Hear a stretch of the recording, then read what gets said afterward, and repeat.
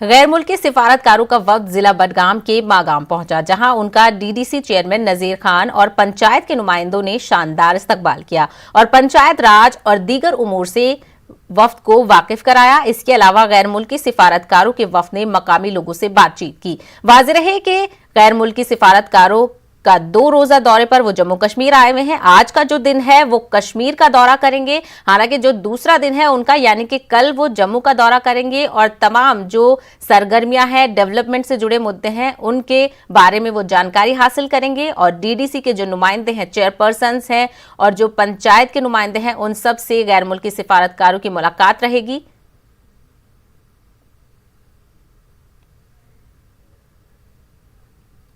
यूरोपीय सिफारतकारों के साथ मुलाकात के बाद डीडीसी चेयरमैन नजीर अहमद खान के साथ बातचीत की हमारे नुमाइंदे मुनीर हुसैन हुर्रा ने। बडगाम नजीर अहमद खान साहब, उन्होंने डेलीगेशन के साथ मुलाकात की है। नजीर साहब, क्या मुद्दे रहे, क्या बातचीत हुई? मुद्दे सिर्फ डेवलपमेंट, ओनली डेवलपमेंट, जिसके लिए हम काफी टाइम से परेशान हैं और इस कोशिश में थे कि कहीं हमें मौका मिले अपने जिले बडगाम को तरक्की की राह पर लाने के लिए। उसके लिए आए थे, बात हो गई इनके साथ, इन्होंने हमारी बात सुनी। चूंकि एक तरक्की याफ्ता ममालिक से ताल्लुक रखते हैं, इनके पास इंफ्रास्ट्रक्चर बहुत ज़बरदस्त है डेवलपमेंट करने का, चूंकि वी आर डेवलपिंग नाउ और उसमें भी हमारा जिला बडगाम काफ़ी पसमानदा है, तो हमें अपना बात उनके पास रखने का मौका मिला और उन्होंने कहा कि मैन क्या कुछ मुद्दे रहे जिस तरह के डेवलपमेंट की आप बात कर रहे हैं? वाटर एंड शेल्टर और रोटी कपड़ा और मकान, बस बिजली सड़क और पानी के हवाले से। उसके बाद बिल्कुल हम न जा सके और न बात कर सके। वहाँ से क्या रिस्पांस रहा? रिस्पांस पॉजिटिव है अल्हम्दुलिल्लाह। क्या आपको लग रहा है कि ये चीजें सारी हो जाए जो आपने रखा है? कि उम्मीद है मेहनत करेंगे, इतना ही नहीं है, हमने यहाँ बातें रखी और इसका हम अमली तौर पर काम शुरू करेंगे। शुक्रिया। मुनीर हुसैन, न्यूज़ 18 उर्दू, मागाम। तो एक तरफ फॉरेन डेलीगेशन का शानदार इस्तकबाल किया जा रहा है, तो दूसरी तरफ पीडीपी सदर व साबिक वज़ीर आला महबूबा मुफ्ती ने गैर मुल्की सिफारतकारों के वफ्द की कश्मीर आमद के हवाले से कहा है कि इन सिफारतकारों को मखसूस लोगों के बजाय आम लोगों के साथ खुले तौर पर मिलने दिया जाना चाहिए, ताकि वो कश्मीर की असल सूरत हाल को से वाकिफ हो सके। रिएक्शन है, जो आना चाहे आ सकते हैं, मगर ये सिलेक्टिवली नहीं होना चाहिए। आपको याद होगा कि हमारे जो मुल्क के पार्लियामेंटेरियंस आना चाहते थे तब उनको आने नहीं दिया, और उसके बाद इसी तरह यूरोपियन यूनियन के सिलेक्टिव जो राइट विंग है, जिनका झुकाव जो है उस तरफ है, तो उनको लाया गया और बड़ा ही गाइडेड टूर था।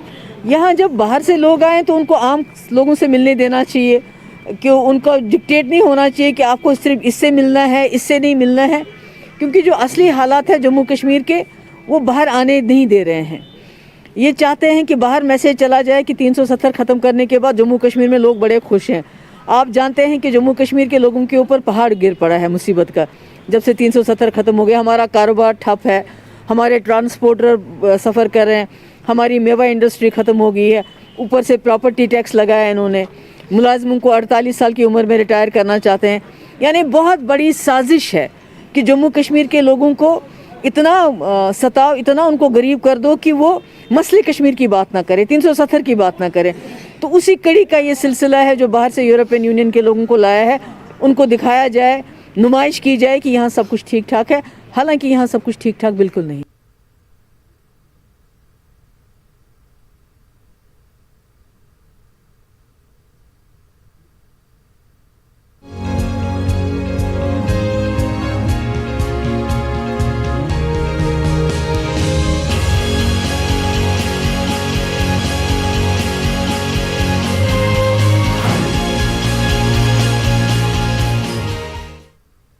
अब बात करेंगे महाराष्ट्र से जुड़ी खबर की। तो आपको बता दें, महाराष्ट्र में कोरोना के बढ़ते मामलों के पेश नजर बीएमसी तशवीशमंद है। कॉरपोरेशन ने कोरोना जवाबित की खिलाफ वर्जी करने वालों के खिलाफ सख्त कार्रवाई करने के इशारे दिए हैं। उधर मुंबई की मेयर किशोरी पेडनेकर हरकत में है। वो रेलवे स्टेशन पहुंची, उन्होंने लोकल ट्रेन के मुसाफिरों को कोरोना गाइडलाइंस का ख्याल रखने की तलकीन की। किशोरी पेडनेकर ने स्टेशन पर दुकानदारों से भी मुलाकात की और खरीदो फरोख्त के अमल में तमाम तरह एहतियात बरतने की अपील की।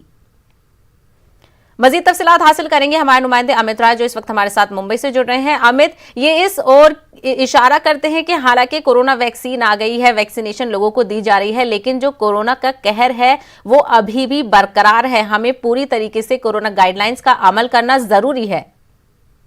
देखिए, निश्चित तौर पे महाराष्ट्र में पिछले 24 घंटे में 3663 पॉजिटिव केस जो है वो सामने आए हैं। वहीं अगर मुंबई की बात करें तो जहां पर पिछले हफ्ते जो है रोजाना 300 से 350 के बीच में जो है आंकड़े आते थे सिर्फ मुंबई में, जो अब बढ़कर सोमवार को लगभग 650 हो गए और कल और परसों मिलाकर जो है लगभग रोजाना जो है 450 से 500 मामले जो है सामने आ रहे हैं। चूंकि लोकल ट्रेनों में जो है आम आदमियों के लिए भी एक समय निर्धारित कर दिया गया, इसके तहत वो सफर कर रहे हैं, जिसके बाद से ही ये मामले बढ़ रहे हैं, जो राज्य सरकार के लिए चिंता का विषय है। कल हमने देखा कि मुख्यमंत्री ने भी जो है अधिकारियों के साथ बैठक की और संकेत दिया कि अगर लोगों ने सही तरीके से गाइडलाइन का पालन नहीं किया तो लॉकडाउन लगने की संभावना हो सकती है। और यही चीज आज जो है शिवसेना के मुखपत्र सामना में भी लिखा हुआ है। मेयर भी ये कह चुकी हैं कि अगर इसी तरह जो है लोग जो है अनिश्चित होते गए तो आने वाले समय फिर लॉकडाउन संभावना हो सकती है। तो लोगों को सचेत करने के लिए आज मेयर जो है लोकल ट्रेनों में गई, रेलवे स्टेशन पर गई, जो बाहर दुकानें लगती हैं रोड पे वहां पर गई, जो ठेले वाले लगते हैं वहां पर गए, काउंटर पे जहां टिकट लिया जाता है वहां पर जाके लोगों को समझाया बुझाया कि आप सोशल डिस्टेंसिंग का पालन करिए, मुंह पे मास्क जरूर लगाइए, क्योंकि जिस तरह से लॉकडाउन फेस किया है पूरे देश ने, दोबारा कोई नहीं चाहता कि ये लॉकडाउन हो, क्योंकि हमने देखा था कि लॉकडाउन में क्या स्थिति लोगों की हो चुकी थी। तो इस कारण राज्य सरकार बीएमसी लगातार लोगों को सचेत कर रही है कि आप लोग संभल जाइए, वरना फिर पहले जैसी स्थिति पैदा होगी, क्योंकि कोरोना संक्रमित मरीजों के आंकड़ों में लगातार मुंबई महाराष्ट्र में वृद्धि हो रही है। कहीं ना कहीं इसमें जो पब्लिक है, जो आवाम है, उसका जो ताउन है, जो समर्थन है, वो बेहद जरूरी है, क्योंकि हमें अभी नहीं भूलना होगा कि कोरोना अभी भी बरकरार है। देखिए, निश्चित तौर पे अभी हम देख रहे हैं कि लोग जो है मास्क नहीं लगा रहे हैं। एक एक सीट पे ट्रेन में जो 8 सीटर की सीट होती है वहां पे 8-8 लोग 9-9 लोग बैठ रहे हैं, जबकि वहां पे 5 से ऊपर लोग नहीं बैठने चाहिए, 6 से ऊपर लोग आपस में बातचीत कर रहे हैं। पहले ऐसा माहौल लोगों ने बना दिया है, लोगों के मन में ये आ चुका है कि अब वैक्सीन आ चुकी है, सब कुछ ठीक है, लेकिन ऐसा नहीं है। अभी भी महाराष्ट्र में रोजाना 3,500 से 4,000 मामले आ रहे हैं। मैं आपको बताऊं, पूरे देश में 100% में से महाराष्ट्र और केरल मिला के सिर्फ 72% इन दो राज्यों से मरीज आ रहे हैं और बाकी के 28% पूरे देश से आ रहे हैं। तो कहीं न कहीं महाराष्ट्र में चिंता का विषय बना हुआ है। अभी हमने देखा कि बीएमसी का एम वार्ड इलाका है, जहां पर कड़क कार्रवाई करते हुए बीएमसी के एम वार्ड ने एक नोटिस सोसाइटी हुई और ये कहा कि आपके यहाँ पे नियमों का पालन नहीं होता है, आप लोग सतर्क रहिए, नियमों का पालन करें, नहीं तो सख्त से सख्त कार्रवाई की जाएगी। यानी नोटिस भेजना भी शुरू हो गया है। तो राज्य सरकार और बीएमसी बढ़ते आंकड़ों से घबरा गई है, चिंतित में है। और आज मैं आपको बताऊं 3:30 बजे कैबिनेट की बैठक भी होने वाली है। इस बैठक में इस बढ़ते जो आंकड़ों को लेकर भी चिंता जताई जाएगी और इस पर क्या उपाय योजना हो सकती है, किस तरह से लोगों पर सख्ती की जाए या खबरदारी की जाए, इस पर भी चर्चा कैबिनेट में होगी। बिल्कुल, तो कहीं ना कहीं अभी कोरोना का कहर बरकरार है, अभी हमें मोहतात रहने की जरूरत है और जो आवाम है उसका ताउन बेहद जरूरी है ताकि कोरोना को मात दी जा सके। अमित राय, बेहद शुक्रिया तफसीलात के लिए। बैन मजहबी शादियों के खिलाफ लाए गए ऑर्डिनेंस के मामले पर सुप्रीम कोर्ट ने जमीयत उलमा हिंद को मामले का फरीक बनाने की इजाजत दे दी है। केस की समाअत 2 हफ्तों के लिए मुलतवी कर दी गई है। इस मामले में हिमाचल प्रदेश और मध्य प्रदेश भी मामले के फरीक हैं। हमारे नुमाइंदे सुशील पांडे ने तफसील फराहम की।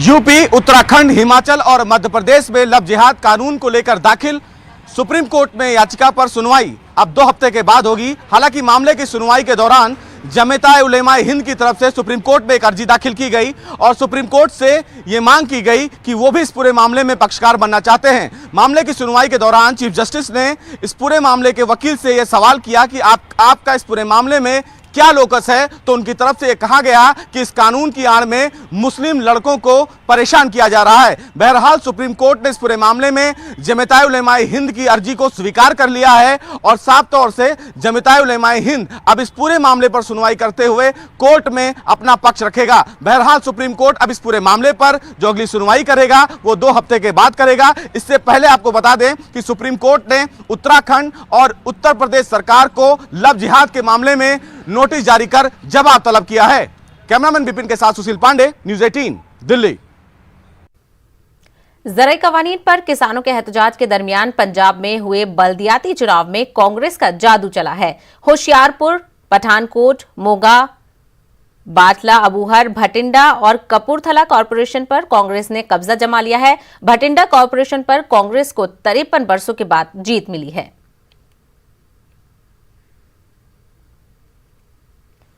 मजीद तफसीलात हासिल करेंगे हमारे नुमाइंदे पंकज कपाही से। पंकज कपाही, 53 वर्षों के बाद कांग्रेस को जीत मिली है। कहीं ना कहीं जो ज़राई कवानीन का प्रोटेस्ट है उसका असर इसमें देखने को मिल रहा है, क्या कुछ और तफसील?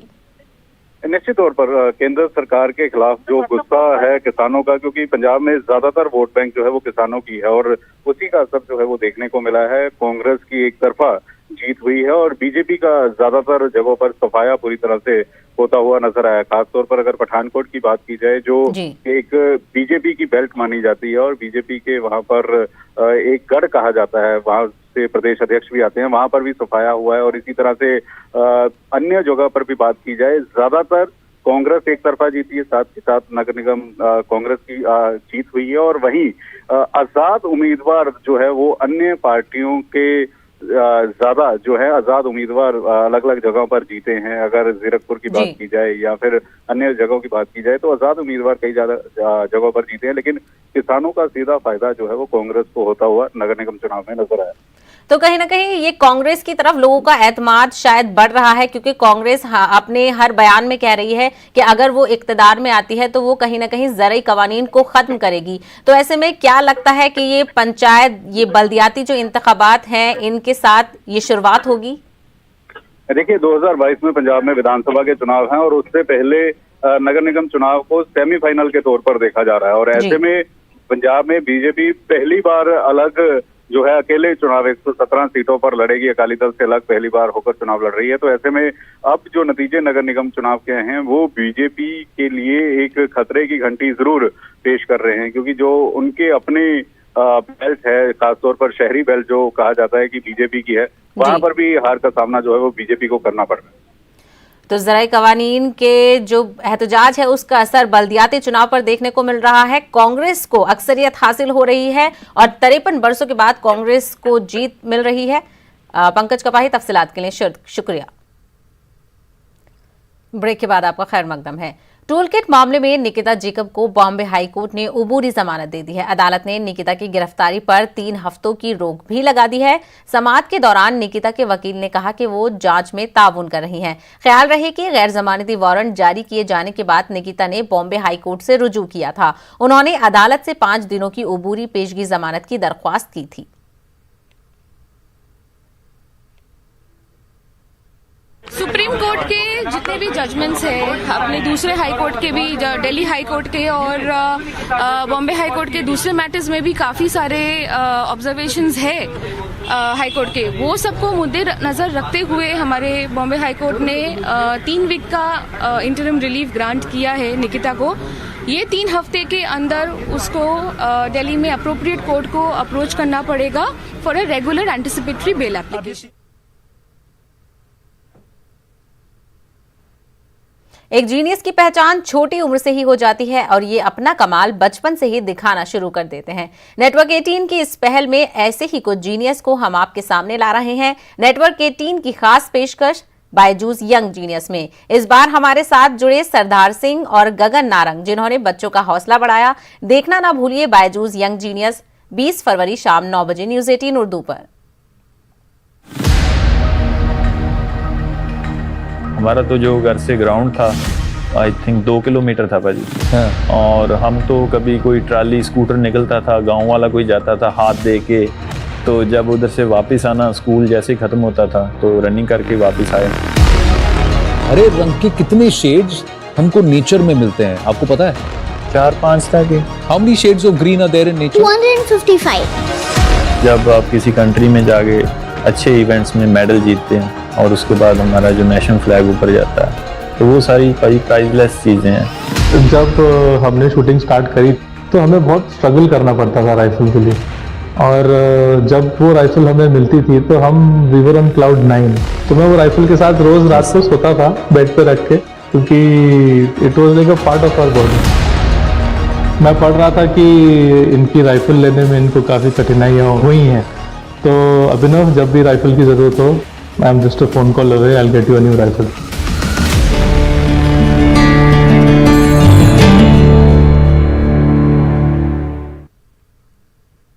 महाराष्ट्र के पिंपरी चिंचवड़ पुलिस इंतजामिया के जेर एहतमाम सड़क और आमदोरफ्त के दौरान तहफ्फुज के हवाले से बेदारी प्रोग्राम का इनेकाद किया गया, जिसमें पुलिस कमिश्नर कृष्ण प्रकाश और स्कूल के बच्चों ने हिस्सा लिया। साथ ही आमदोरफ्त, ट्रैफिक रूल्स और एहतियाती इकदाम की जानकारी दी गई।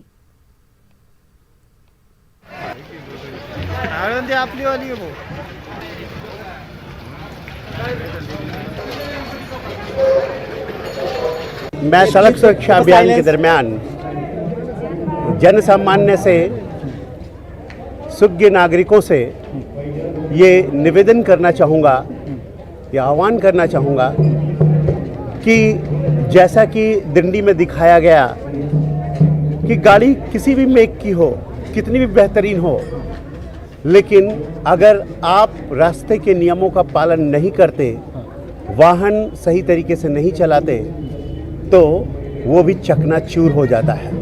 एक दूसरा संदेश जो इसके द्वारा दिया गया, दिंडी के द्वारा, कि हम यहाँ संतों से संयम करने की प्रेरणा लें, विनम्र रहने की प्रेरणा लें। जो रोड रेजेस होते हैं, जो एग्रेसिव ड्राइविंग होती है, वो हमारे जान के लिए खतरा है। और अगर हम सही मायनों में जीवन में सफलता चाहते हैं तो शांत चित्त रहना। सुल्तानुल हिंद हजरत ख्वाजा मोइनुद्दीन चिश्ती अजमेरी रहमतुल्लाह अलैह का 809वां उरुस जारी है। उरुस मुबारक में जहां मुल्क व बैरून मुल्क से जायरीन की शिरकत का सिलसिला जारी है, वहीं आस्ताना आलिया पर भी चादर पेश करने वालों की एक जमे गफूर देखा जा रहा है। का 809वां उर्स कोविड के बीच हो रहा, तो ऐसे में ज़रूरत इस बात की कि लोगों को अवेयर भी किया जाए और उसके साथ साथ जो तकसीम चीज़ें हैं उसको किया जाए। इस पर बातचीत करने के लिए दरगाह के नाज़िम अशफाक हुसैन साहब मौजूद हैं। इनसे जानते हैं अशफाक, कोविड के बीच में जो है आप लोगों ने इंतज़ाम किया, तो यहाँ पे जो मेहमान खाना है इसको लेकर जो है क्या अवेयरनेस कर रहे हैं? यहाँ हम कोविड की जो गाइडलाइंस हैं वो तो जनरली बता ही रहे हैं। मेडिकल का भी पूरा इंतजाम किया है, क्वारंटीन सेंटर भी बना रखा है।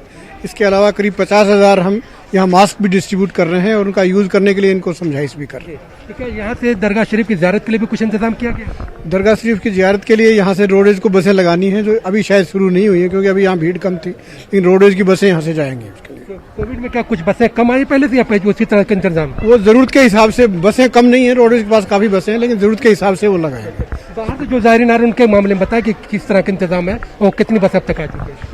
अभी तक करीब 60 बस यहाँ पे आ चुकी हैं और यहाँ पे सभी तरह के इंतजाम, इनके लिए पूरे पुख्ता इंतजाम है। यहाँ पे मेडिकल का पूरा इंतजाम है, खाने पीने का भी है, लोग यहाँ पे लंगर चला रहे हैं दरगाह कमेटी की तरफ से। बाकी पानी का, बिजली का, साफ सफाई का पूरा इंतजाम यहाँ पे किया जा रहा है। यहाँ पे दरगाह शरीफ की तरफ से पूरा इंतजाम किया गया ताकि लोगों को जो है ज़ियारत भी हो जाए और ज़ियारत के साथ साथ जो है जो कोविड के नॉर्म्स है, जो यहाँ पर एहतियाती तदाबीर है, मास्क की तकसीम है, सैनिटाइजर, उसका भी इंतजाम किया गया ताकि जो है ज़ियारत भी हो जाए और आशिकाने ख्वाजा को किसी तरह की बीमारी भी, उसके जो कोविड की बीमारी है उसका भी खतरा पेश ना हो। कैमरामैन मोहसिन खान के साथ मेहताब आलम, न्यूज़ 18 उर्दू, अजमेर। झारखंड में उर्दू अकेडमी समेत तमाम अक़लियती फलाही इदारों के क़याम का पुरजोर मुतालबा किया जा रहा है। समाजी कारकुनान और दानिश्वरों ने रियासत की तश्कील को 20 साल से ज़ायद का अरसा गुजरने के बावजूद अब तक उर्दू अकेडमी, मदरसा बोर्ड जैसे इदारों का क़याम नहीं होने पर अफसोस का इजहार किया है। उन्होंने हफीजुल हसन अंसारी को वज़ीर अक़लियती फलाह बनाए जाने के 12 दिन गुजरने के बावजूद फलाही इदारों के क़याम के ताल्लुक से कोई कदम नहीं उठाए जाने पर भी अफसोस का इजहार किया है। उन्होंने हुकूमत से उर्दू अकेडमी और मदरसा बोर्ड समेत तमाम अक़लियती फलाही इदारों के जल्द क़याम का मुतालबा किया है। आज 17 फरवरी हो रहा है, 12 दिन हो गए, आपने अब तक प्रेस कॉन्फ्रेंस करके अपने इरादे नहीं जाहिर किए। हमको उम्मीद थी कि आपकी सरकार कर देगी, उर्दू अकेडमी का नहीं बनना, हमारा उर्दू जबान का फरोग नहीं हो पा रहा उससे, माइटी कमीशन का अब तक नहीं, वक्फ बोर्ड का अब तक नहीं, मकलती मादी कारपोरेशन कैसे काम करे, हमारे गरीब बच्चों का स्कॉलरशिप मिलता है, उससे बच्चे हमारे पढ़ते हैं और गरीब बच्चों का फीस मिल जाने से वालिद और पूरा खानदान खुश होता है। मैं चाहूँगा वज़ीर मौसूफ से कि 1-2 दिन में जल्दी हो, लोगों को बुला लें, दानिश्वर तबका को बुला ले, मीटिंग कर ले, वज़ीर आला से बात कर ले, लेकिन अक़लियतों के मंसूबे उनके पास क्या है, उनकी तरक्की कौन कौन से उन्होंने रोड मैप तैयार किया है, फौरन इसको बयां करें। और पूरी झारखंड रियासत नज़र लगाए बैठी है कि वज़ीर जनाब काबिल एहतराम हाजी हुसैन अंसारी के साहबजादे होने के नाते आप शानदार काम करेंगे और तारीख रकम करेंगे। बुलेटिन में फिलहाल इतना ही। मजीद ताज़ा अपडेट के लिए आप लॉग इन कर सकते हैं हमारी वेबसाइट news18urdu.com। आदाब।